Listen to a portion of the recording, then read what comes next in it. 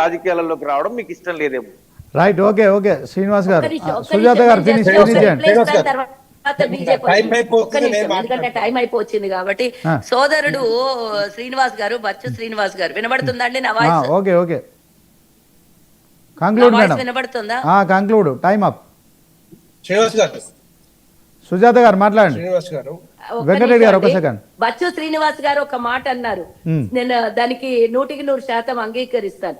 అధికారంలో కాంగ్రెస్ ఉంది కాబట్టి డబ్బులు పంచడానికైనా సరే, డబ్బులు ఎంతైనా ఇవ్వడానికి కాంగ్రెస్ కే మంచి అవకాశం ఉంది అంటారు. అంటే ఒప్పుకుంటున్నారు అనమాట. గత 10 ఏళ్లలో జరిగిన మీ హయాల్లో జరిగినటువంటి ప్రతి బై ఎలక్షన్లకి బీఆర్ఎస్ అధికారంలో ఉంది కాబట్టి విచ్చలవిడిగా డబ్బులు పంచడానికి అవకాశం ఉండే అని చెప్పకనే చెప్తున్నారు. రెండవ విషయం,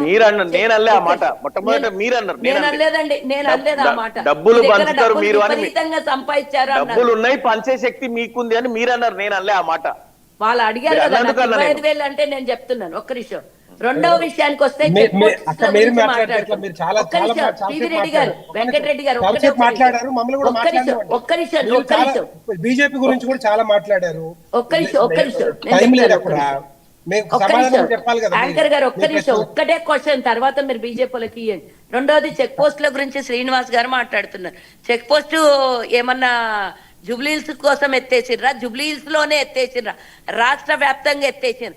అక్కడ జరుగుతున్నటువంటిది వసూళ్లు తగ్గించాలి, స్వేచ్ఛ కలిగించాలి, ట్రాన్స్పోర్ట్ ఇబ్బంది కావద్దు అనే ఉద్దేశంతో కాంగ్రెస్ ప్రభుత్వం తీసుకున్నటువంటి మంచి నిర్ణయాన్ని మీరు స్వాగతించాలే తప్పించి. వెంకటరెడ్డి గారు ఫినిష్. అయితే మీకు కూడా చెక్ పోస్ట్ లేనట్టే కదా, మా ఒక్కలకే కాదు, మీకు కూడా చెక్ పోస్ట్ లేనట్టే కదా. మీరే తీసుకుంటే ఎట్లా చెప్పండి. వెంకటరెడ్డి గారు టైం కూడా ఇవ్వాలి కదా. నేనేమంటున్నా, మీరు ఇంతకుముందు ఒక మాట చెప్పారు. 10 సంవత్సరాలు ఇప్పుడు బీఆర్ఎస్ పార్టీ, 2 సంవత్సరాలు మీరు ఉన్నారు. బీజేపీ కార్పొరేటర్లు, బీఆర్ఎస్ కార్పొరేటర్లు ఉన్నారని చెప్తున్నారు. అభివృద్ధి ఎందుకు జరగలేదు అంటున్నారు. బీఆర్ఎస్ ప్రభుత్వం ఉన్నప్పుడు ఫండ్స్ ఎందుకు రిలీజ్ చేయలేదని నాకు అర్థం కావట్లేదు. సరే, వాళ్ళను ఓడిద్దాం అనుకుంటున్నాం, డెఫినెట్ గా జూబ్లీహిల్స్ ప్రజలు చూసుకుంటారు. కానీ మీరు కూడా వచ్చిన తర్వాత 23 నెలల్లో ఫండ్స్ ఎందుకు రిలీజ్ చేయలేదు? ఎందుకు బాగు చేయలేదు? రోడ్లని మొన్న ఇనాగ్రేషన్ చేశారు, ఎందుకు 150 కోట్లు రిలీజ్ చేసినని చెప్తున్నారు? ఎక్కడ జరిగింది చెప్పండి. అది రోడ్లు ఎక్కడ వేసారు చెప్పండి, కమ్యూనిటీ హాల్స్ ఎక్కడ కట్టించారు చెప్పండి.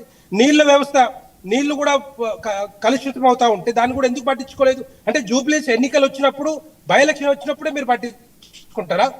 నేను రెండో ప్రశ్న, మీరు భారతీయ జనతా పార్టీ గురించి నేషనల్ గా లక్షల ఉద్యోగాలు ఇస్తున్నారు, కోట్ల ఉద్యోగాలు ఇస్తారని చెప్తున్నారు. నేనేమంటున్నా, ప్రధానమంత్రి వెంకటరెడ్డి గారు టైం అప్. మీరు మధ్యలో డిస్కంటిన్యూ అయ్యారు. మేడం మాట్లాడినప్పుడే మీరు ఆబ్జెక్షన్ చెప్పాలి. ఓకే, ఇది ఇవాల్టి బిగ్ డిబేట్ లో పాల్గొన్న